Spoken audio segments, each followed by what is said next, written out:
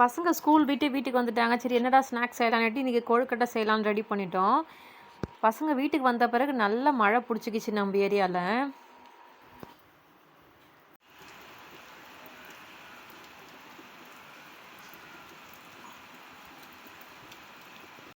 என்ன சாப்பாடு செய்ய சொன்னால் நல்லா செய்வாங்க. இந்த கொழுக்கட்டை இந்த மாதிரி ஐட்டம்லாம் வராது. இதெல்லாம் எங்கள் மாமியார் தான் செய்வாங்க. நம்ம கூட அசிஸ்டண்ட். அதுக்கு தட்டி கொடுக்குறது, எடுத்து வைக்கிறது, ஆவியில் வைக்கிறது, இந்த மாதிரி ஒர்க் தான் நான் பண்ணுவேன். கொழுக்கட்டை ரெடி ஆனதும் பசங்களுக்கு கொடுத்துட்டு ஆளுக்கு 2 கொடுத்துட்டு டியூஷனுக்கு அனுப்பியாச்சு. இந்த மழைக்கு சூடாக கொழுக்கட்டை சாப்பிட்றது ரொம்ப நல்லாயிருக்கும். எங்கள் ஏரியாவில் இப்போவே நல்ல குளிருங்க.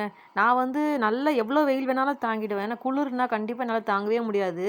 ஸ்டார்ட் ஆன உடனே நான் ஸ்வெட்டர் எடுத்து மாட்டிப்பேன். நான் தையல் வேலை முடிச்சுட்டு இப்போ தான் எந்திரிச்சு வந்தேன். தட்டில் இருக்கிறதுலாம் மொத்தம் எங்கள் மாமியார் செஞ்சு வச்சுது.